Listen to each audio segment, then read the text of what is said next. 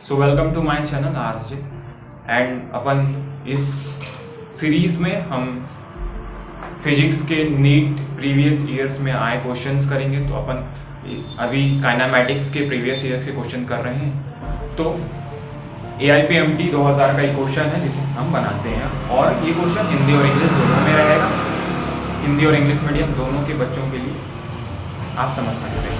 तो क्वेश्चन ये है, the displacement of the particle is represented by the following equation s is equals to 3t cube plus 7t square plus 5t plus 8 where s is in meter and t in second. The acceleration of the particle at t is equals to 1 is. किसी कण का विस्थापन दिए गए समीकरण में प्रदर्शित है s बराबर 3t cube plus 7t plus 5t plus 8 जहां s मीटर में तथा t सेकंड में हो तो कण का त्वरण ज्ञात करें जब t बराबर 1। ठीक है, तो इस क्वेश्चन में कुछ नहीं करना है। अगर आपको डिस्प्लेसमेंट या विस्थापन का समीकरण दिया है तो आप उसको अवकलन या डिफरेंशिएशन कर देंगे। डिफरेंशिएशन से आपको वेलोसिटी या वेग प्राप्त हो जाएगी उस पार्टिकल की।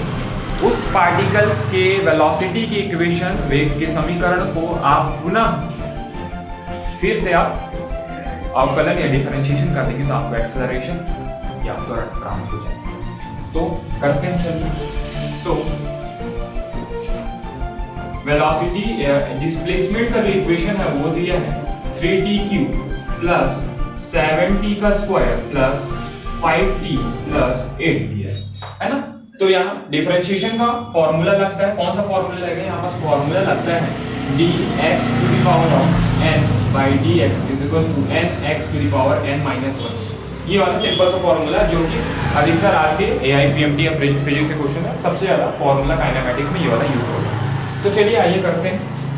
अब डिस्प्लेसमेंट दिया है, कण का विस्थापन प्रदर्शित है, तो इस कण के विस्थापन को आप समय के रेस्पेक्ट में अवकलन कर देंगे, डिफरेंशिएशन कर देंगे। तो ds by dt is equals to d 3t cube plus 7t square plus 5t plus 8। आप एग्जाम में डायरेक्ट डिफरेंशिएशन कीजिएगा, ये सब लिखने की जरूरत नहीं होती है।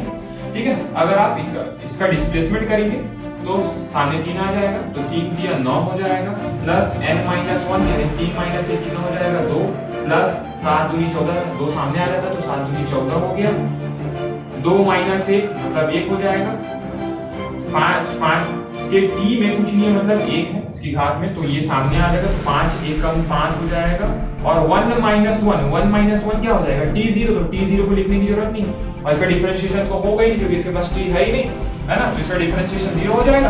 तो हमें इसके डिफरेंशिएशन से क्या मिल गया? ये वेलोसिटी मिलेगा ना, तो ये हमें वेलोसिटी मिल गया।